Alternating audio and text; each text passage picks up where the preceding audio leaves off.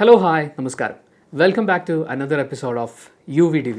കുറച്ചധികം ദിവസങ്ങളായി നമ്മൾ UVDV കണ്ടിന്യൂ ചെയ്തിട്ട് ഇന്ന് നമ്മൾ വീണ്ടും സ്റ്റാർട്ട് ചെയ്യുകയാണ്. ഇന്ന് സ്റ്റാർട്ട് ചെയ്യുമ്പോൾ നമ്മൾ 4 പത്രങ്ങൾ വെച്ചാണ് സ്റ്റാർട്ട് ചെയ്യുന്നത്. മനോരമ, മാതൃഭൂമി, ദേശാഭിമാനി, പിന്നെ മാധ്യമം. ഈ 4 പത്രങ്ങൾ ഇനിയുള്ള ദിവസങ്ങളിൽ UVDV നമ്മൾ ചെയ്യുന്ന ദിവസങ്ങളിൽ നമ്മൾ റെഫർ ചെയ്യുന്നതായിരിക്കും. നമ്മൾ മനോരമയിൽ നിന്ന് ആരംഭിക്കുകയാണ്. മനോരമയുടെ ഫ്രണ്ട് പേജിൽ ഏറ്റവും ആദ്യം അവർ കൊടുത്തിരിക്കുന്ന ഒരു വാർത്ത എന്ന് പറയുന്നത് ഇന്ത്യ സഖ്യത്തിൻ്റെ ശക്തി പ്രകടനം, ഭാരത് ജോഡോ ന്യായ് യാത്രയുടെ ഭാഗമായിട്ട് അതിൻ്റെ സമാപനമായിട്ട് ബന്ധപ്പെട്ടിട്ടുള്ള രാഹുൽ ഗാന്ധി നടത്തിയ ഒരു പ്രസ്താവനയാണ് അവർ ഹെഡ്ലൈനായിട്ട് കൊടുത്തിട്ടുള്ളത്. ഇതേ വാർത്ത മറ്റൊരു പത്രത്തിൽ ഏറ്റവും ബാക്കിലത്തെ പേജിൽ ഇത്ര ഉണ്ടായിരുന്നുള്ളൂ. പക്ഷേ മനോരമയെ സംബന്ധിച്ച് ഇത് വളരെ പ്രധാനപ്പെട്ട ഒരു വാർത്ത തന്നെയാണ്. ഇന്ത്യൻ രാഷ്ട്രീയത്തെ സംബന്ധിച്ചും ഇത് വളരെ പ്രധാനപ്പെട്ട ഒരു വാർത്ത തന്നെയാണ്. നേതാക്കളെ ഭീഷണിയിലൂടെ BJP റാഞ്ചുന്നു രാഹുൽ എന്നാണ് ഇതിൻ്റെ തലക്കെട്ട് കൊടുത്തിരിക്കുന്നത്. ഫോട്ടോയിലും രാഹുൽ ഗാന്ധിയും ഒരുപാട് നേതാക്കളെല്ലാവരും ഇങ്ങനെ കൈപിടിച്ച് നിൽക്കുന്നുണ്ട്. പക്ഷേ അതിൽ ഏറ്റവും മുന്നിൽ എടുത്തു കാണുന്നത് ഇട്ടിരിക്കുന്ന ഡ്രസ്സിൻ്റെ ഒരു കളർ ഡിഫറൻസ് കൊണ്ട് MK സ്റ്റാലിനാണ്. മുംബൈയിൽ വെച്ചാണ് ഈ ഇന്ത്യ സഖ്യത്തിൻ്റെ ഭാരത് ജോഡോ ന്യായ് യാത്രയുടെ സമാപന സമ്മേളനം നടന്നത്. അവിടെ രാഹുൽ ഗാന്ധി പറഞ്ഞത് മോദി വെറും നടനാണെന്നും വോട്ടിംഗ് യന്ത്രത്തിൻ്റെ സഹായമില്ലാതെ മോദിക്ക് തിരഞ്ഞെടുപ്പ് വിജയിക്കാനാകില്ലെന്നും ആണ്. ഇലക്ടറൽ ബോണ്ട് മുംബൈയിലെ അധോലോക പിരിവിൻ്റെ മറ്റൊരു മുഖമാണ്. NCPയെയും ശിവസേനയെയും പിളർത്തി അതിലെ ചില നേതാക്കൾ BJPക്കൊപ്പം പോയത് ഭയം മൂലമാണ്. മഹാരാഷ്ട്രയിലെ മുതിർന്ന നേതാവ് തൻ്റെ അമ്മയോട് കരഞ്ഞു പറഞ്ഞ ശേഷമാണ് കോൺഗ്രസ് വിട്ടതെന്ന് അശോക് ചവാൻ്റെ പേര് പറയാതെ രാഹുൽ ഗാന്ധി വ്യക്തമാക്കി. അറസ്റ്റ് ഭീഷണി ഉണ്ടെന്നും ജയിലിൽ പോകാൻ ഇനി വയ്യെന്നുമാണ് അദ്ദേഹം പറഞ്ഞത്. അത്തരത്തിൽ ആയിരക്കണക്കിന് പേരെയാണ് ഭീഷണിയിലൂടെ അടർത്തി മാറ്റുന്നത്. ഇതൊരു വളരെ സീരിയസ് ആയിട്ടുള്ള ആരോപണമാണ്. BJPയിലേക്ക് ആളെ ചേർക്കുന്നത്, മറ്റു പാർട്ടികളിലുള്ള ആളുകളെ BJPയിലേക്ക് കൊണ്ടുപോകുന്നത് ഭീഷണിപ്പെടുത്തി അറസ്റ്റ് ചെയ്യും എന്നൊക്കെ പറഞ്ഞുകൊണ്ടാണെന്നുള്ളത്. പക്ഷെ ഞാൻ എപ്പോഴും ആലോചിക്കുന്നത്, അറസ്റ്റ് ചെയ്യത്തക്കവണ്ണം ഇന്ത്യയിലെ അന്വേഷണ ഏജൻസികൾക്ക് അറസ്റ്റ് ചെയ്യാൻ പാകത്തിനുള്ള കുറ്റകൃത്യങ്ങൾ ചെയ്ത ആളുകളെക്കുറിച്ച് തന്നെയാണല്ലോ നമ്മൾ ഈ സംസാരിച്ചുകൊണ്ടിരിക്കുന്നത്. നിങ്ങൾ അറസ്റ്റ് ചെയ്യുമെന്ന ഭീഷണിയാണല്ലോ കൊടുക്കുന്നത്. തെറ്റ് ചെയ്യാത്തയാളെ അറസ്റ്റ് ചെയ്യും എന്നുള്ള കാര്യമല്ലല്ലോ പറയുന്നത്. ഇനി അങ്ങനെയാണോ? അങ്ങനെയാണെങ്കിൽ അത് പ്രത്യേകം എടുത്തു പറയേണ്ടതായിരുന്നു എന്നെനിക്ക് തോന്നി. അത് കഴിഞ്ഞ് മറ്റെല്ലാ പത്രങ്ങളും ഒരുപോലെ പ്രാധാന്യത്തോടു കൂടി അവതരിപ്പിച്ചിരിക്കുന്ന ഒരു വാർത്ത എന്ന് പറയുന്നത് ആരൊക്കെ പണം നൽകി അറിയില്ലെന്ന് BJPയും കോൺഗ്രസും വെളിപ്പെടുത്തിയത് 10 പാർട്ടികൾ മാത്രം. അതായത് ഈ പാർട്ടികൾ നൽകിയ ഇലക്ട്രൽ ബോണ്ട് വിവരങ്ങൾ അത് പുറത്തു വന്നു, അതിൻ്റെ കണക്കുകളൊക്കെ പുറത്തു വന്നല്ലോ. അപ്പോൾ ഇതാരൊക്കെയാണ് കൊടുത്തത് ഈ പൈസ എന്നുള്ളതിൻ്റെ കണക്ക് പല പാർട്ടികളും പറഞ്ഞിട്ടില്ല. പാർട്ടികൾ നൽകിയ വിവരങ്ങൾ പുറത്തുവിട്ട് തിരഞ്ഞെടുപ്പ് കമ്മീഷൻ. ഇലക്ട്രൽ ബോണ്ട് കേസ് ഇന്ന് വീണ്ടും സുപ്രീം കോടതിയിൽ. ഇതിൽ ബീഹാർ മുഖ്യമന്ത്രി നിതീഷ് കുമാറിൻ്റെ പാർട്ടിയായ JDU തിരഞ്ഞെടുപ്പ് കമ്മീഷന് നൽകിയ കത്തിലെ വിവരം എന്ന് പറയുന്നത്, ആരോ ഒരു കവർ തന്നിട്ട് പോയി, അത് തുറന്നു നോക്കിയപ്പോൾ അതിൽ 10 കോടിയുടെ ഇലക്ട്രൽ ബോണ്ട് ഉണ്ടായിരുന്നു എന്നുള്ളതാണ്. കണക്ക് പ്രകാരം BJPക്ക് 6,986 കോടി രൂപയാണ് ഇലക്ട്രൽ ബോണ്ടായിട്ട് ലഭിക്കുന്നത്. CPM, CPI എന്നിവ ബോണ്ട് സ്വീകരിക്കില്ലെന്ന നിലപാടുള്ളവരാണ്. മുസ്ലിം ലീഗ്, കേരള കോൺഗ്രസ്, BSP തുടങ്ങിയവയ്ക്ക് ഇലക്ട്രൽ ബോണ്ട് വഴി പണം ലഭിച്ചിട്ടില്ല എന്നും വാർത്തയുണ്ട്. മറ്റൊരു പ്രധാനപ്പെട്ട വാർത്ത അത് കോഴിക്കോട് നടന്ന ഒരു കൊലപാതകത്തിലെ പ്രതിയെ പിടിച്ചു അല്ലെങ്കിൽ പിടികൂടി എന്നുള്ളതാണ്. സംഭവം എങ്ങനെയാണെന്ന് വെച്ച് കഴിഞ്ഞാൽ, ഒരു യുവതി രാവിലെ വീട്ടിൽ നിന്ന് ഇറങ്ങി അവർ നടന്നു പോയിക്കൊണ്ടിരിക്കുകയായിരുന്നു. വാഹനങ്ങൾ അധികം കിട്ടാത്ത ഒരു റോഡായിരുന്നതുകൊണ്ട് ഹെൽമെറ്റ് വെച്ച ഒരാൾ വന്ന് ഞാൻ തൊട്ടപ്പുറത്ത് ഇറക്കിത്തരാം എന്നൊക്കെ പറഞ്ഞു. അപ്പോൾ പരിചയമുള്ള ഒരാളായിരിക്കാം എന്ന് കരുതിയിട്ടായിരിക്കാം ആ യുവതി ആ ബൈക്കിൽ കയറിയതെന്നാണ് പോലീസ് പറയുന്നത്. കാരണം ഈ പുള്ളി ഹെൽമെറ്റും വെച്ചിട്ടുണ്ടായിരുന്നു, കോട്ട് വിട്ടിട്ടുണ്ടായിരുന്നു. എന്നിട്ട് ആ യുവതിയെ ആളൊഴിഞ്ഞൊരു സ്ഥലത്ത് വെച്ച് കൊലപ്പെടുത്തുകയാണ് ഇയാൾ ചെയ്തത്. ഇയാൾ ഒരുപാട് കേസുകളിൽ മുൻപ് പ്രതിയായിരുന്നു എന്നുള്ളതാണ് പോലീസ് ഇപ്പോൾ പറയുന്നത്. കൊണ്ടോട്ടി കാവുങ്ങൽ ചെറുപറമ്പ് കോളനിയിൽ നമ്പിലത്ത് മുജീബ് റഹ്മാൻ 49 വയസ്സുള്ള ആളാണ്. ഇയാളുടെ പേരിൽ വേറെയും കുറേ കേസുകളുണ്ട്. ഞാൻ പറയുന്നത് ഈ ലിഫ്റ്റ് എന്ന് പറയുന്നൊരു പരിപാടി ഉണ്ടല്ലോ, അത് മുതിർന്ന ആൾക്കാർ മാത്രമല്ല കൊച്ചുകുട്ടികളും വളരെയധികം സൂക്ഷിക്കേണ്ടതാണ് എന്നുള്ളതാണ്. ഇപ്പോഴും സ്കൂൾ വിട്ട് കഴിഞ്ഞാൽ ലിഫ്റ്റ് അടിക്കാൻ നിൽക്കുന്ന കുട്ടികളൊക്കെ ഉണ്ട്. പുറകിലിരിക്കുന്ന ആൾക്ക് ഹെൽമെറ്റ് വേണം എന്ന് നിർബന്ധമുണ്ടെങ്കിൽ പോലും പലരും ഇങ്ങനെ ഒരു നന്മയുടെ പുറത്ത് ഇല്ലേ നമ്മളൊരു സഹായം ചെയ്യല്ലേ എന്ന് വിചാരിക്കും. പക്ഷേ ലിഫ്റ്റ് കൊടുക്കുന്ന എല്ലാവരും നന്മ ചെയ്യുന്നവരല്ല. നമ്മളിപ്പോൾ കുട്ടികളുടെ കാര്യമാണ് ഞാൻ പറയുന്നത്. നമ്മൾ ലിഫ്റ്റ് കൊടുത്ത് ശീലിപ്പിച്ച് കഴിഞ്ഞാൽ, ഇപ്പോൾ എന്നോടൊരാൾ ഒരു കുട്ടി ലിഫ്റ്റിന് കൈ കാണിച്ചു, ഞാൻ ആ കുട്ടീനെ തൊട്ടപ്പുറത്ത് ഇറക്കിയെന്ന് വിചാരിക്കൂ.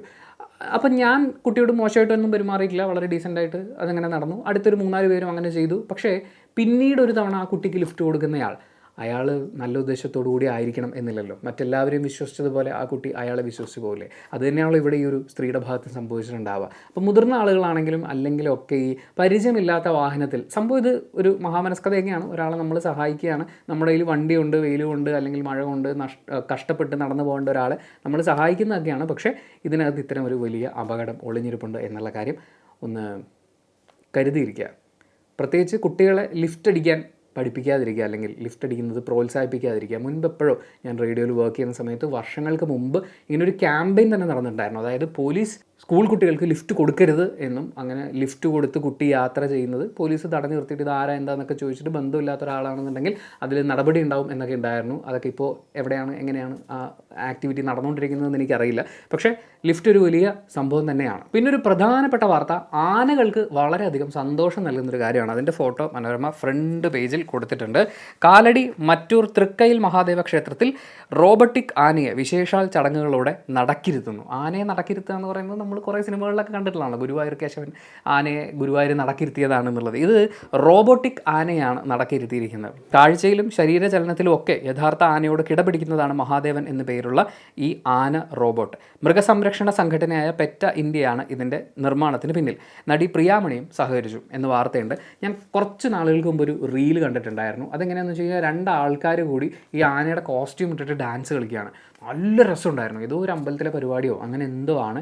ശരിക്കും ആനകൾ രക്ഷപ്പെടുകയാണ്. ഇതുപോലെ തളയ്ക്കപ്പെട്ട് ഒരാളാൽ വളരെ ക്രൂരമായി മർദ്ദിക്കപ്പെട്ട് ട്രെയിൻ ചെയ്യിക്കപ്പെട്ട് അത് കഴിഞ്ഞ് ഈ വെയിലും ശബ്ദവും ഒക്കെ കൊണ്ട് ബുദ്ധിമുട്ടി ആന കഷ്ടപ്പെടുന്നത് കാണുമ്പോൾ ആനയുടെ കുറുമ്പ് എന്ന് പറയുന്ന കുറേ മെനകെട്ട ആന സ്നേഹികൾ ഉണ്ട്.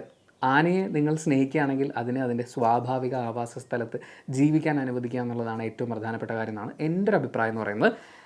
നമുക്ക് അടുത്ത പേജിലേക്ക് പോകാം. ഏത് സിനിമയിലാണെന്ന് ഓർമ്മയില്ല, എനിക്കൊന്ന് കിരീടമാണെന്ന് തോന്നുന്നു. ജഗദീഷ് ശ്രീകുമാർ പറയുന്ന ഡയലോഗാണ് ഇവിടെ ഒരു ലാടി ശവം വീഴും എന്ന് പറയുന്നത്. ശരിക്കും അതിനോട് സിമിലർ ആയിട്ടുള്ളൊരു ഡയലോഗ് അങ്ങ് അമേരിക്കയിൽ മുഴങ്ങി കേൾക്കുകയുണ്ടായി. അത് മറ്റാരുമല്ല, ഡൊണാൾഡ് ട്രംപാണ്. വിവാദങ്ങളുടെ കൂട്ടുകാരനായ അദ്ദേഹം നവംബറിലെ പ്രസിഡന്റ് തെരഞ്ഞെടുപ്പിൽ തോൽക്കുകയാണെങ്കിൽ, അതായത് ഞാൻ തോക്കുകയാണെങ്കിൽ എന്ന് ട്രംപ് പറയാണ്, ഞാൻ തോക്കുകയാണെങ്കിൽ ചോരപ്പുഴ ഒഴുകും എന്നുള്ളതാണ്. ഈ തിരഞ്ഞെടുപ്പിൽ ഞാൻ ജയിച്ചില്ലെങ്കിൽ ഇനിയൊരു തിരഞ്ഞെടുപ്പ് ഈ രാജ്യത്ത് നടക്കുമെന്ന് എനിക്ക് തോന്നുന്നില്ല. അപ്പം തന്നെ കയ്യടി തുടങ്ങിക്കഴിഞ്ഞാൽ പിന്നെ പൊതുവെ എല്ലാ നേതാക്കന്മാർക്കും കയ്യിൽ നിന്ന് പോകുമല്ലോ. റിപ്പബ്ലിക്കൻ പാർട്ടിയുടെ US പ്രസിഡന്റ് സ്ഥാനാർത്ഥിയാകുമെന്ന് ഉറപ്പായ ട്രംപ് ഒഹോയോ സംസ്ഥാനത്ത് പ്രചാരണത്തിനെത്തിയപ്പോഴാണ് രാജ്യത്തിൻ്റെ ഭാവി ദുരന്തമയമാകുമെന്ന സൂചന നൽകിയത്. സമ്പദ് വ്യവസ്ഥയും വാഹന നിർമ്മാണ മേഖലയും പറ്റി സംസാരിക്കുമ്പോഴായിരുന്നു ചോരപ്പുഴ പരാമർശം. ചോരപ്പുഴയൊഴുകും എന്നെ ജയിപ്പിച്ചില്ലെങ്കിൽ എന്നുള്ളതാണ്. ജസ്ന മരിയ ജെയിംസ് എന്ന പെൺകുട്ടി കാണാതായിട്ട് കുറേ കാലമായി. അതിൻ്റെ അന്വേഷണം CBIക്ക് വിടണമെന്നുണ്ടായിരുന്നു. CBI ഇപ്പോൾ പ്രത്യേകം എടുത്തു പറഞ്ഞിരിക്കുന്നൊരു കാര്യം, അത് എല്ലാ പത്രങ്ങളും വളരെ പ്രാധാന്യത്തോടു കൂടി കൊടുത്തിട്ടുണ്ട്. ഈ ജസ്ന കേസിൽ ജസ്ന മിസ്സിംഗ് ആയി എന്ന് പറഞ്ഞതിന് ശേഷം ആദ്യത്തെ 48 മണിക്കൂർ ലോക്കൽ പോലീസ് അന്വേഷണത്തിന് കാര്യമായി ഉപയോഗിച്ചില്ല. അല്ലെങ്കിൽ ഗോൾഡൻ അവർ എന്നാണ് പറയുക. ഒരാളെ കാണാതായി കഴിഞ്ഞാൽ അന്വേഷിക്കാൻ വേണ്ടി, ഒരു കേസ് നടന്നാലും അന്വേഷിക്കാനുള്ള ഒരു വളരെ പ്രധാനപ്പെട്ട ഒരു ടൈം വിൻഡോ എന്ന് പറയുന്നത്, ആ സമയം വെറുതെ പാഴാക്കി എന്ന് പറയുന്നൊരു കാര്യം അത് എല്ലാ പത്രങ്ങളും പ്രാധാന്യത്തോടു കൂടി തന്നെ കൊടുത്തിട്ടുണ്ട്. പിന്നെ ഇത്തവണത്തെ ഇലക്ഷനുമായിട്ട് ബന്ധപ്പെട്ട് ഒരുപാട് രസകരമായ ട്രിവിയാസ്, കുറേ കുഞ്ഞു കുഞ്ഞു കാര്യങ്ങൾ, കുറേ വസ്തുതകൾ പല പത്രങ്ങളിലും കൊടുത്തിട്ടുണ്ട്. മനോരമ അതിൽ കൊടുത്ത എനിക്ക് വളരെ ഇൻട്രസ്റ്റിംഗ് ആയിട്ട് ഫീൽ ചെയ്തൊരു കാര്യം, 100 വയസ്സ് പിന്നിട്ട 2,18,000-ലധികം ആളുകൾ ഇത്തവണ വോട്ട് ചെയ്യുന്നുണ്ട്. 100 വയസ്സ് പിന്നിട്ട 2,18,000-ലധികം ആളുകൾ. അങ്ങനെയുള്ള ആളുകൾക്കും 85 വയസ്സിന് മുകളിൽ പ്രായമുള്ളവർക്കും 40%-ലധികം ഭിന്നശേഷിയുള്ളവർക്കും വീട്ടിലിരുന്ന് വോട്ട് ചെയ്യാനുള്ള സൗകര്യം ഇതാദ്യമായി രാജ്യവ്യാപകമായി ഒരുക്കിയിട്ടുണ്ടെന്ന് തിരഞ്ഞെടുപ്പ് കമ്മീഷൻ വ്യക്തമാക്കി. ഇതിനായി 2D ഫോം കമ്മീഷൻ വീട്ടിലെത്തിക്കും. നേരത്തെ ചില സംസ്ഥാനങ്ങളിൽ നടപ്പാക്കിയിട്ടുണ്ടെങ്കിലും രാജ്യവ്യാപകമായി ഇത് നടപ്പാക്കുന്നത് ആദ്യമായിട്ടാണ്. 40%-ന് മുകളിൽ അംഗപരിമിതരായിട്ടുള്ള വോട്ടർമാരുടെ എണ്ണം 88.4 ലക്ഷമാണ്. അത്രയും പേർക്ക് അതൊരു വലിയ സഹായമാണ്. പിന്നെ വളരെ പ്രധാനപ്പെട്ട ഒരു കാര്യം, നമ്മുടെ ഓരോ പാർട്ടികൾക്കും സൈബർ വിങ് ഉണ്ടല്ലോ, സൈബർ ആക്രമണങ്ങൾ അങ്ങോട്ടും ഇങ്ങോട്ടൊക്കെ അഴിച്ചു വിടുന്നുണ്ടല്ലോ. അതിൽ പാടില്ല എന്ന് എനിക്ക് ഫീൽ ചെയ്ത കാര്യങ്ങളടക്കം കഴിഞ്ഞ ദിവസങ്ങളിൽ സോഷ്യൽ മീഡിയയിൽ കണ്ടിട്ടുണ്ടായിരുന്നു. എന്തായാലും അത്തരത്തിൽ സൈബർ വിങ്ങുകളുടെ കടുത്ത ആക്രമണങ്ങൾക്ക് ഒരു ചെറിയ കടിഞ്ഞാൻ വീഴുന്നുണ്ട്. സ്ഥാനാർത്ഥികൾക്കോ പാർട്ടികൾക്കോ എതിരെ സമൂഹ മാധ്യമങ്ങളിൽ തെളിവില്ലാതെ ആരോപണങ്ങൾ പോസ്റ്റ് ചെയ്താൽ കുടുങ്ങും. അത്തരം പരാതി ലഭിച്ചാൽ ഉടനെ ആളെ പിടികൂടാനും തെളിവ് ആവശ്യപ്പെടാനുമാണ് തിരഞ്ഞെടുപ്പ് കമ്മീഷന്റെ തീരുമാനം. തെളിവില്ലെങ്കിൽ കേസെടുക്കും. ഇത്തരം പോസ്റ്റുകൾ പങ്കുവെക്കുന്നതും കുറ്റകരമാകും. തെരഞ്ഞെടുപ്പിന്റെ ഭാഗമായി രാഷ്ട്രീയ പാർട്ടികൾ സമൂഹ മാധ്യമ പടയെ സജീവമാക്കിയതോടെയാണ് കമ്മീഷനും പിടിമുറുക്കിയത്. പിന്നെ നമ്മുടെ പോലീസിന്റെ സൈബർ വിങ്ങും വളരെ ആക്റ്റീവായിട്ട് തന്നെ ഉണ്ടാവും. തിരഞ്ഞെടുപ്പ് പെരുമാറ്റച്ചട്ടത്തിലെ 171G പ്രകാരമാണ് നടപടി. രാജ്യദ്രോഹപരമായതോ വർഗീയമായതോ അക്രമങ്ങൾക്ക് വഴിവെക്കുന്നതോ ആയ പോസ്റ്റുകളും ഇതിന്റെ പരിധിയിൽ പെടും. പരാതി അറിയിക്കാൻ എല്ലാ ജില്ലയിലും വാട്സപ്പ് നമ്പറുകൾ പോലീസും തെരഞ്ഞെടുപ്പ് കമ്മീഷനും നൽകും എന്നാണ് കൊടുത്തിട്ടുള്ളത്. പോസ്റ്റ് ലിങ്ക് വാട്സപ്പിലോ ഇമെയിലിലോ അയച്ചാൽ നടപടി സ്വീകരിക്കും. ആവശ്യപ്പെട്ടാൽ ഇത്തരം പോസ്റ്റുകൾ നീക്കം ചെയ്യാനുള്ള നടപടി സ്വീകരിക്കണമെന്ന് സമൂഹ മാധ്യമ കമ്പനികളെയും കമ്മീഷൻ അറിയിച്ചിട്ടുണ്ട്. തീർച്ചയായും വളരെ ആവശ്യമായിട്ടുള്ളൊരു കാര്യമാണ്. നമ്മളിപ്പോൾ വാഗൊണ്ട് പറയുന്നതും റോഡിലിറങ്ങി കാണിക്കുന്നതിനേക്കാളും വളരെ രൂക്ഷമായിട്ടുള്ള പരിപാടികൾ നടക്കുന്നത് സോഷ്യൽ മീഡിയയിലാണ്. അപ്പോൾ അവിടെ തന്നെ വളരെ കൃത്യമായിട്ടുള്ളൊരു ഫിൽറ്ററിങ് ആവശ്യമാണ്. പിന്നെ അറിയാമല്ലോ, കണക്കൊന്നുമില്ലാതെ ഓരോ രാഷ്ട്രീയ പാർട്ടികളുടെയും കയ്യിലേക്ക് ആര് കൊടുത്തു എങ്ങനെ കൊടുത്തു എന്നറിയാതെ എത്രയോ കോടികൾ എത്തിയിരിക്കുന്നു. അവരതൊക്കെ എങ്ങനെയെങ്കിലുമൊക്കെ ഉപയോഗിക്കുമല്ലോ. പിന്നെ ദേശാഭിമാനിയുടെയും ഫ്രണ്ട് പേജിൽ 2018 മാർച്ച് മുതലുള്ള കണക്കും പുറത്ത് BJP വാരിക്കൂട്ടിയത് 6,986.5 കോടി എന്ന് പറഞ്ഞ് ഇലക്ട്രൽ ബോണ്ടുമായിട്ട് ബന്ധപ്പെട്ടിട്ടുള്ള വാർത്തയാണ് കൊടുത്തിട്ടുള്ളത്. ഇതിൽ 5 പാർട്ടികൾ മാത്രമാണ് അവർക്ക് ആരാണ് പൈസ കൊടുത്തത് എന്ന് വെളിപ്പെടുത്തിയിട്ടുള്ളത്. ആ 5 പാർട്ടികൾ DMK, AIDMK, AAP, NCP, JDS പാർട്ടികളാണ്. എന്നാൽ BJP, Congress, Trinamool Congress, JDU, TDP, YSRCP, BRS തുടങ്ങിയിട്ടുള്ള പാർട്ടികൾ ഈ വിവരം മറച്ചു പിടിച്ചു. ശരിക്കും ഇത് അറിയേണ്ടതാണ്. ഇത് ചില്ലറ കാശൊന്നുമല്ല, കോടികളാണ്. അത് ഏത് വഴിക്ക് വന്നു, അതിൻ്റെ സോഴ്സ് എവിടെയാണ്, എങ്ങനെയാണ് എന്നൊക്കെ അല്ലെ ഇത് ജനങ്ങൾക്ക് അറിയാനുള്ള അവകാശമില്ലേ? പിന്നെ മറ്റൊരു പ്രധാനപ്പെട്ട കാര്യം മാതൃഭൂമി ഫ്രണ്ട് പേജിൽ കൊടുത്തിട്ടുള്ളത് വി മുരളീധരന് വോട്ട് മറിക്കണമെന്ന് കോൺഗ്രസ് നേതാവ് എന്ന് പറയുന്ന ഒരു ഫോൺ സംഭാഷണത്തിനെ കുറിച്ചിട്ടാണ്. ലോക്സഭാ തെരഞ്ഞെടുപ്പിൽ കേരളത്തിൽ BJP കോൺഗ്രസ് രഹസ്യ ബന്ധം മറനീക്കി പുറത്തു വരുന്നു. ആറ്റിങ്ങൽ മണ്ഡലത്തിൽ BJP നേതാവ് വി മുരളീധരന് വോട്ട് മറിക്കണമെന്നും ഒരു തവണ കൂടി മോദി സർക്കാർ അധികാരത്തിൽ വരട്ടെ എന്നും കോൺഗ്രസ് നേതാവ് മുണ്ടേല മോഹനൻ വാർഡ് പ്രസിഡന്റിന് നിർദ്ദേശം നൽകുന്ന ശബ്ദരേഖയാണ് പുറത്തു വന്നത്. NGO അസോസിയേഷൻ സംസ്ഥാന എക്സിക്യൂട്ടീവ് അംഗമായിരുന്ന മോഹനൻ പാലോട് രവി ഡെപ്യൂട്ടി സ്പീക്കറായിരിക്കെ അസിസ്റ്റന്റ് പ്രൈവറ്റ് സെക്രട്ടറി ആയിരുന്നു. DCC പുനഃസംഘടനയിൽ ട്രഷറർ സ്ഥാനത്തേക്ക് പാലോട് രവിയുടെ നോമിനിയാണ്. ഒന്ന് ആലോചിച്ച് നോക്കിയേ, ഒരു പാർട്ടിയിൽ ഇരുന്നുകൊണ്ട് അടുത്ത പാർട്ടി ജയിക്കട്ടെ, വോട്ടൊക്കെ മറച്ചു കൊടുക്കുക. അതും രാഷ്ട്രീയത്തിൻ്റെ ഭാഗമാണ്, പക്ഷേ മോശമായിപ്പോയി.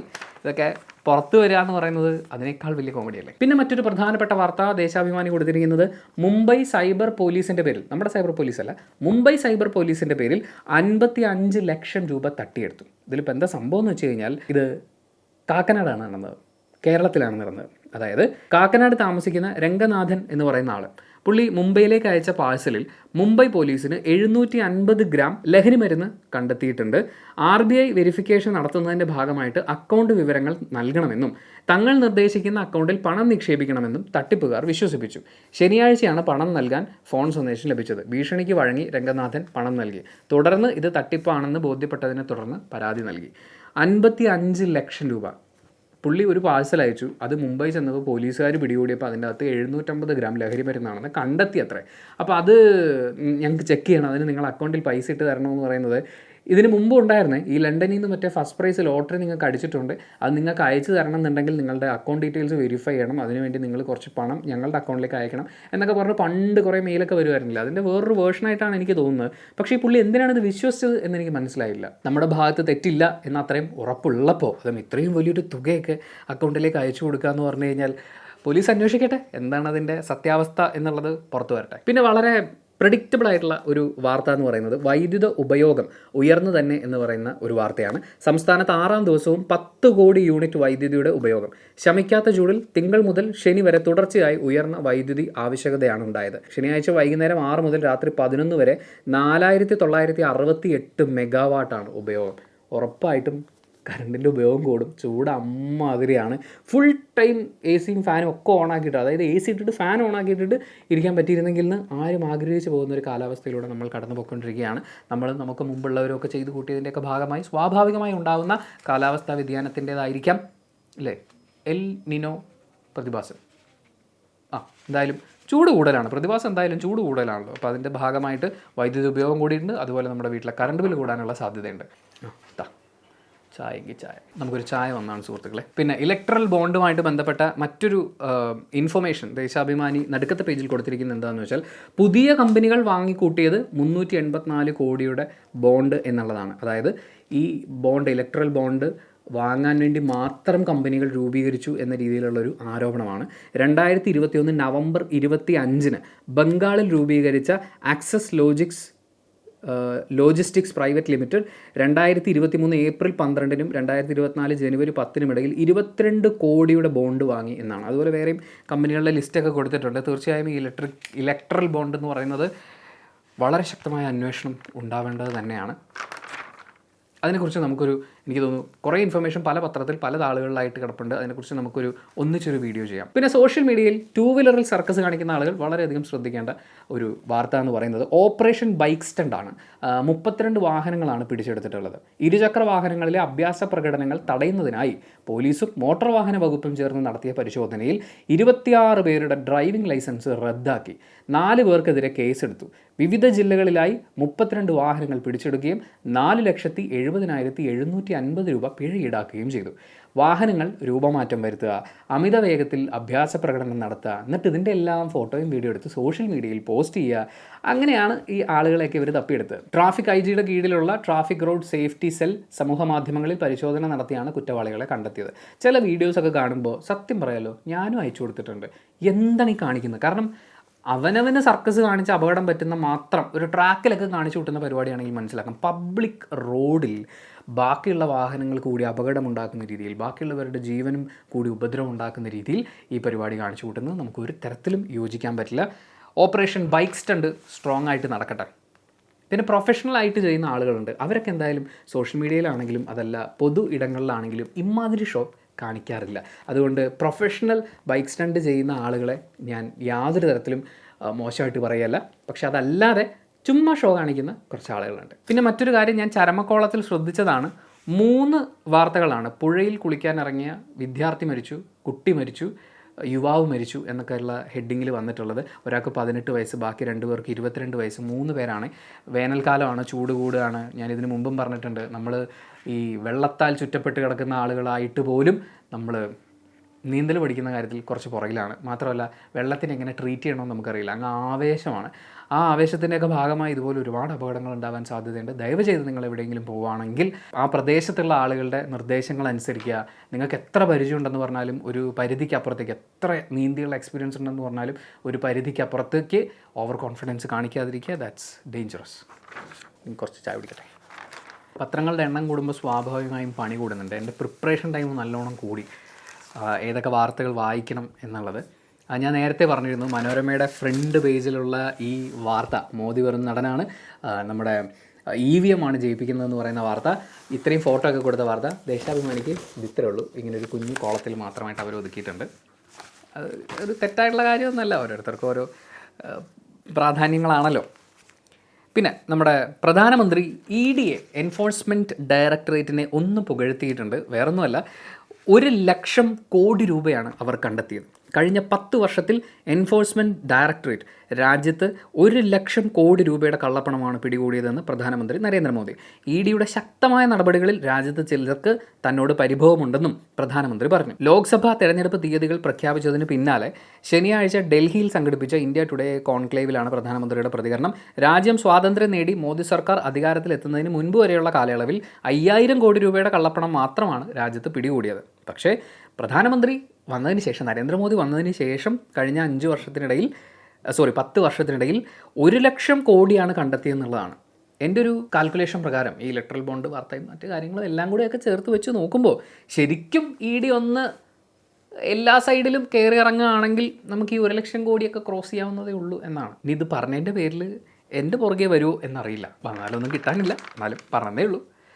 പിന്നെ മാതൃഭൂമിയുടെ 101ാം പിറന്നാൾ ആഘോഷം ഇന്ന് എന്ന് പറഞ്ഞ മാതൃഭൂമിയുടെ ഒരു കുഞ്ഞു വാർത്തയുണ്ട്. Happy birthday. പിന്നെ വോട്ടർ പട്ടികയിൽ പേര് ചേർക്കാൻ 25-ാം തീയതി വരെ അവസരമുണ്ട് എന്ന് പറയുന്നൊരു വാർത്തയുണ്ട്. അത് വളരെ പ്രാധാന്യമുള്ളതാണ്. പ്രാധാന്യത്തോടുകൂടി തന്നെ കേൾക്കുക. ലോക്സഭാ തിരഞ്ഞെടുപ്പിനുള്ള വോട്ടർ പട്ടികയിൽ ഉൾപ്പെടുന്നതിനായി 25-ാം തീയതി രാത്രി 12 മണി വരെ അപേക്ഷിക്കാം. ഈ വർഷം ഏപ്രിൽ 1-ന് 18 വയസ്സ് പൂർത്തിയാകുന്നവർക്കാണ് അർഹതയുള്ളത്. വോട്ടർ പട്ടികയിൽ പേര് ചേർക്കുക എന്ന് പറയുന്നത് വളരെ പ്രധാനപ്പെട്ട കാര്യമാണ്.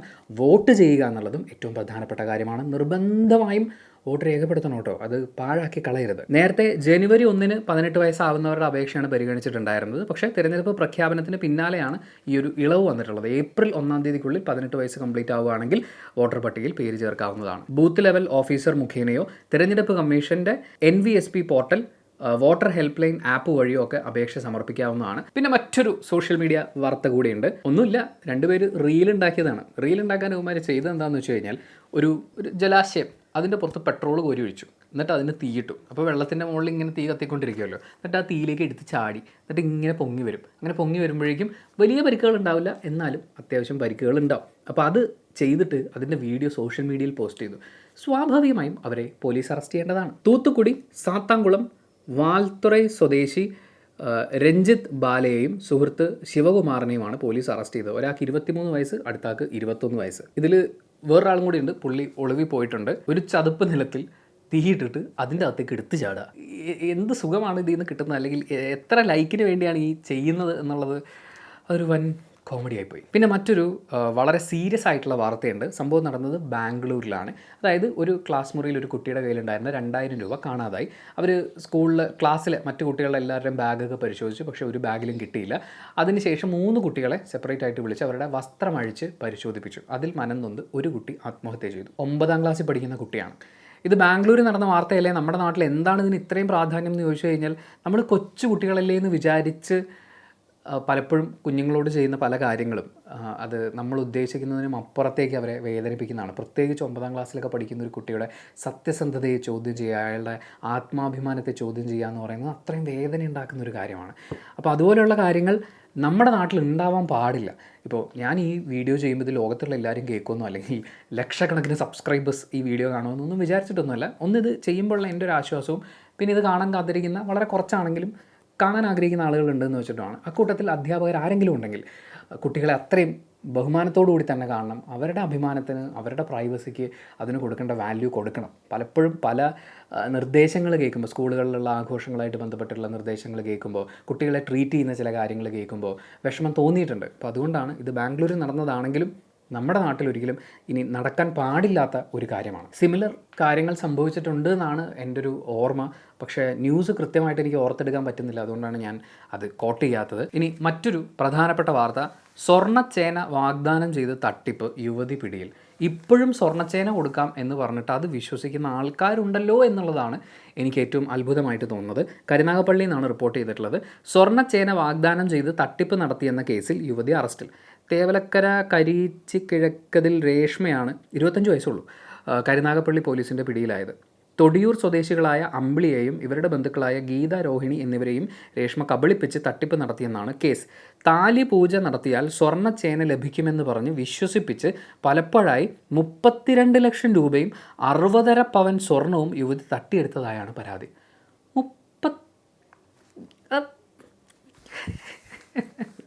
32 ലക്ഷം രൂപ. കേരളത്തിലെ പല രാഷ്ട്രീയ പാർട്ടികൾക്കും ഇലക്ട്രൽ ബോണ്ടായിട്ട് പോലും ഈ പൈസ കിട്ടിയിട്ടില്ല എന്നാലോചിക്കുമ്പോഴാണ് ഇതിൻ്റെ വലിപ്പം നമ്മൾ മനസ്സിലാക്കേണ്ടത്. 32 ലക്ഷം രൂപ സ്വർണ്ണച്ചേന വരുമെന്നും പറഞ്ഞ് ഒരാളെ വിശ്വസിച്ച് കൊടുത്തു എന്നുള്ളതാണ്. എന്നിട്ട് എന്താണ് കിട്ടാൻ പോകുന്നത് എന്നുകൂടി ആലോചിക്കണം. നമ്മൾ പലപ്പോഴും പലരുടെയും പ്രശ്നം എന്ന് പറഞ്ഞു കഴിഞ്ഞാൽ ഈസി ആയിട്ട് പ്രശ്നങ്ങളിൽ നിന്ന് രക്ഷപ്പെടണം എന്ന് പറയുന്ന ഒരാഗ്രഹവും സ്വപ്നമൊക്കെയാണ്. അതിനൊക്കെ വേണ്ടിയിട്ട് കാണിച്ചു വിട്ടുന്ന കാര്യങ്ങളാണ്. എന്തായാലും സ്വർണ്ണച്ചേന ഡസൻറ്റ് എക്സിസ്റ്റ്, അല്ലെങ്കിൽ സ്വർണ്ണച്ചേന ഇങ്ങനെ താലിപൂജ നടത്തിയാൽ വരുമെന്നൊക്കെ പറഞ്ഞ് ആരെങ്കിലുമൊക്കെ പൈസ കൊടുത്തുകൊണ്ടിരിക്കുകയാണെങ്കിൽ നിർത്തിക്കോ കേട്ടോ. ഞാൻ പറഞ്ഞിട്ടില്ല എന്ന് വേണ്ട. എനിക്ക് തോന്നുന്നു എല്ലാ പത്രങ്ങളും അവരുടെ സെൻട്രൽ പേജ്, അതായത് മറ്റേ കൃത്യം നടു പേജ് എന്ന് പറയുന്നത് ഇലക്ഷന് വേണ്ടി മാറ്റി വെച്ചിരിക്കുന്നു എന്നുള്ളതാണ്. ഓരോരുത്തർ അവരവരുടെ രാഷ്ട്രീയ പ്രാധാന്യങ്ങളൊക്കെ അനുസരിച്ച് തന്നെയാണ് ഈ വാർത്തകളൊക്കെ കൊടുക്കുന്നത്. എന്തായാലും രാഷ്ട്രീയ കക്ഷികളെ സംബന്ധിക്കുന്ന വാർത്തകൾ കുറച്ച് സൂക്ഷിച്ച് ഫിൽട്ടർ ചെയ്തിട്ട് തന്നെയാണ് ഞാൻ ഇനിയുള്ള ദിവസങ്ങളിൽ വായിക്കാൻ ഉദ്ദേശിക്കുന്നത്. ഇലക്ഷൻ അടുത്ത് വരികയാണ്. അപ്പോൾ നമ്മൾ വളരെയധികം ശ്രദ്ധിക്കേണ്ടിയിരിക്കുന്നു ഓരോ കാര്യങ്ങളും സംസാരിക്കുമ്പോൾ. മാധ്യമത്തിലേക്ക് വരുമ്പോൾ നേരത്തെ നമ്മൾ വായിച്ച വാർത്തകളൊക്കെ തന്നെ പല രീതിയിൽ പല പ്രാധാന്യത്തിൻ്റെ ഏറ്റക്കുറച്ചിലുകളോടുകൂടി മാധ്യമത്തിൽ നമുക്ക് കാണാൻ വേണ്ടിയിട്ട് സാധിക്കും. മാധ്യമത്തിൽ കൊടുത്തിട്ടുള്ള മറ്റൊരു വളരെ പ്രധാനപ്പെട്ട വാർത്ത മറ്റു പത്രങ്ങളിൽ കണ്ടുമില്ല. കുടിവെള്ള പൈപ്പ് പൊടിച്ചത് 460.76 കോടി എന്ന് പറയുന്ന വാർത്തയാണ്. പൊട്ടിയ ജലവിതരണ പൈപ്പുകളുടെ അറ്റകുറ്റപ്പണികൾക്കും മാറ്റി സ്ഥാപിക്കലിനും വേണ്ടി സർക്കാർ 3 വർഷത്തിനിടെ മുടക്കിയത് 460.76 കോടി രൂപയാണ്. 2021-22 സാമ്പത്തിക വർഷം 135 കോടി, 2022-23 197 കോടി, 23-24 127 കോടി എന്നിങ്ങനെയാണ് തുക ചെലവഴിക്കേണ്ടി വന്നത്. ഈ തുക ചെലവഴിച്ചു എന്ന് പറയുന്നതിനേക്കാൾ കൂടുതൽ ഈ വാർത്തയിൽ അവർ കൊടുത്തിട്ടുള്ള എനിക്കും വളരെ പ്രാധാന്യമുണ്ടെന്ന് തോന്നിയൊരു കാര്യം എന്ന് പറയുന്നത്, ഈ പൈപ്പ് പൊട്ടി വെള്ളം പാഴാവുന്ന സമയത്താണ് അറ്റകുറ്റപ്പണിയൊക്കെ മിക്കവാറും തുടങ്ങാറുള്ളത്.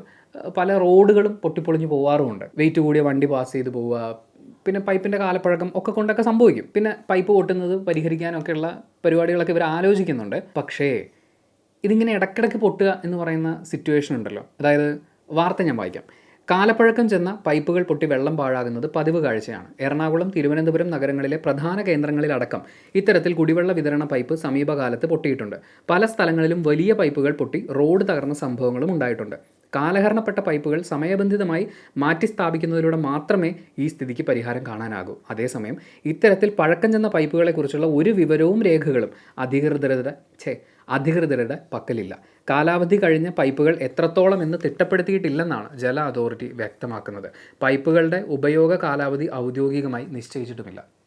ഇതാണ് ഇതിനകത്ത് എനിക്ക് പ്രശ്നമായിട്ട് തോന്നുന്നത്. അതായത് എവിടെയൊക്കെയാണ് കാലപ്പഴക്കം ചെന്ന പൈപ്പുകളുള്ളത്, പൊട്ടാൻ സാധ്യതയുള്ള പൈപ്പുകളുള്ളത്, എവിടെയൊക്കെയാണ് നമ്മളിത് റീപ്ലേസ് ചെയ്യേണ്ടത്? ഇപ്പോൾ ഇന്ന് ഇത്ര ഒരു ഏരിയ വിചാരിക്കും, ഇവിടെ ഒരു പൈപ്പ് പൊട്ടി, ഇത് ശരിയാക്കി കുറച്ച് കഴിഞ്ഞപ്പോഴാണ് ഇപ്പുറത്തെ സൈഡിൽ വീണ്ടും ഒരു പൈപ്പ് പൊട്ടുന്നത്. അപ്പോൾ അത് ഉണ്ടാകുന്ന ഒരു ധനനഷ്ടമുണ്ട്. എന്നാൽ അതേസമയം നമ്മുടെ കയ്യിലൊരു കണക്കുണ്ട്, ഇത്രയും ഏരിയയിൽ പൈപ്പ് പഴയതാണ്, ഇത് നമ്മൾ മാറ്റേണ്ട ഒരു സമയമായിരിക്കുന്നു. അപ്പോൾ കൃത്യമായിട്ട് പ്ലാൻ ചെയ്യുക, ഈ വർഷം നമ്മൾ ഇത്ര ഏരിയകളിൽ ഇത്ര പൈപ്പുകൾ മാറ്റി സ്ഥാപിക്കുക, അല്ലെങ്കിൽ ഇന്ന ഇടങ്ങളിൽ ഇത്തരം പൈപ്പ് പൊട്ടൽ സാധ്യതകളുണ്ട് എന്നൊക്കെ ഒരു കണക്കൊക്കെ എടുത്ത് വെക്കുകയാണെന്നുണ്ടെങ്കിൽ ഈ പറഞ്ഞ കോടികളിൽ ഒരു പക്ഷേ ചെറിയ കുറവുകളെങ്കിലും വരുത്താൻ പറ്റില്ലേ. പിന്നെ ഒരല്പം പ്രാദേശിക വാർത്തകളും മറ്റ് പത്രങ്ങളിൽ നമ്മൾ കണ്ടിട്ടുള്ള വാർത്തകളും ഒക്കെ തന്നെയാണ് കണ്ടിന്യൂസ് ആയിട്ട് മാധ്യമത്തിലൂടെ കടന്നു പോകുമ്പോഴും കാണുന്നത്. ലാസ്റ്റ് പേജിൽ അവർ കൊടുത്തിട്ടുള്ള ഒരു നല്ലൊരു വാർത്തയുണ്ട്. അത്ര ഹെൽത്തി അല്ല വടക്കേ ഇന്ത്യൻ വിഭവങ്ങൾ എന്നുള്ളതാണ്. വടക്കേ ഇന്ത്യ അഭിമാനത്തോടെ വിളമ്പുന്നതും തെക്കേ ഇന്ത്യ അടക്കം കൊതിയോടെ കഴിക്കുന്നതുമായ ബട്ടർ ചിക്കനും ചോലെ ഭട്ടൂരയുമെല്ലാം രുചിരാജാക്കന്മാരാണെന്നതിൽ തർക്കമില്ല. എന്നാൽ പല വടക്കേ ഇന്ത്യൻ വിഭവങ്ങളും ആരോഗ്യത്തിന് അത്ര നല്ലതല്ലെന്ന് പുതിയ പഠനം പറയുന്നു. പുതിയ പഠനത്തിൻ്റെ ആവശ്യമുണ്ടോ? വടക്കൻ മേഖലയിൽ നിന്നുള്ള മുതിർന്നവരിൽ നടത്തിയ പഠനത്തിലാണ് അമിത ഉപ്പ് ഉപയോഗവും അനിവാര്യമായ പോഷകങ്ങളുടെ അഭാവവും ആശങ്കാജനകമായ വിധത്തിലാണെന്ന് കണ്ടെത്തിയത്. രക്തസമ്മർദ്ദം, ഹൃദയരോഗങ്ങൾ, വൃക്കരോഗങ്ങൾ തുടങ്ങിയവയ്ക്ക് വഴിവെക്കുന്നതാണ് പല വടക്കേ ഇന്ത്യൻ ഭക്ഷണശീലങ്ങളുമെന്ന് ചൂണ്ടിക്കാട്ടുന്നു. ഫ്രോണ്ടിയേഴ്സ് ഇൻ ന്യൂട്രീഷൻ എന്ന ജേർണലിലാണ് ഇത് പ്രസിദ്ധീകരിച്ചിട്ടുള്ളത്. ബട്ടർ ചിക്കൻ, ചോലെ ഭട്ടൂര എന്നൊക്കെ പറയുന്നത് കുറേ ആളുകളുടെ ജീവാത്മാവും പരമാത്മാവും ഒക്കെയാണ്. അപ്പോൾ നമുക്ക് എങ്ങനെ പറയാൻ പറ്റുമെന്ന് അറിയില്ല. ആലുവ റെയിൽവേ സ്റ്റേഷൻ പരിസരത്ത് വീണ്ടും തട്ടിക്കൊണ്ടുപോകൽ എന്നൊരു വാർത്ത കൂടി മാധ്യമം റിപ്പോർട്ട് ചെയ്യുന്നുണ്ട്. ഒരു യുവാവിനെ തട്ടിക്കൊണ്ടുപോകാൻ ശ്രമിക്കുകയും ആളുകൾ തടയുകയും ഒക്കെ ചെയ്തു, മുമ്പ് തട്ടിക്കൊണ്ടുപോയി എന്നൊക്കെയുള്ളത്. അതുമായി ബന്ധപ്പെട്ടിട്ടുള്ള ഒരു ലാസ്റ്റ് പാരഗ്രാഫിൽ പറയുന്നത് ഇങ്ങനെയാണ്: കാലങ്ങളായി മയക്കുമരുന്ന് കച്ചവടത്തിന് കുപ്രസിദ്ധമാണ് ആലുവ റെയിൽവേ സ്റ്റേഷൻ. ഈ തട്ടിക്കൊണ്ടുപോകുന്ന യുവാവ് അല്ലെങ്കിൽ പോകപ്പെട്ട യുവാവിനെ പിന്നീട് പോലീസ് കണ്ടെത്തുമ്പോഴും ഇത് കള്ളപ്പണത്തിൻ്റെ ഇടപാടാണോ എന്നൊക്കെയുള്ള കാര്യങ്ങളും പോലീസ് അന്വേഷിക്കുന്നുണ്ട്. ആ അന്വേഷണങ്ങൾ കുറച്ചും കൂടി ഒരു ക്ലാരിറ്റി വരുമ്പോൾ നമുക്ക് അതിനെക്കുറിച്ച് കൂടുതൽ ഡിസ്കസ് ചെയ്യാൻ തോന്നുന്നു. സോ ഇത്രയുമാണ് ഈ 4 പത്രങ്ങളിലൂടെ കടന്നു പോകുമ്പോൾ മാർച്ച് മാസം 18-ാം തീയതി നമുക്ക് കണ്ടെത്താനാവുന്നത്. And thank you so much for watching this video. Video ഇഷ്ടപ്പെട്ടാൽ ലൈക്ക് ചെയ്യുക, കമൻറ്റ് ചെയ്യുക, ഷെയർ ചെയ്യുക, സബ്സ്ക്രൈബ് ചെയ്യുക. ആൻഡ് നിങ്ങളുടെ സബ്സ്ക്രിപ്ഷനാണ് നമ്മുടെ സന്തോഷം. കൂടുതൽ പത്രങ്ങളും കൂടുതൽ വാർത്തകളും ഉൾപ്പെടുത്താൻ ശ്രമിക്കുന്നതാണ്. Thank you.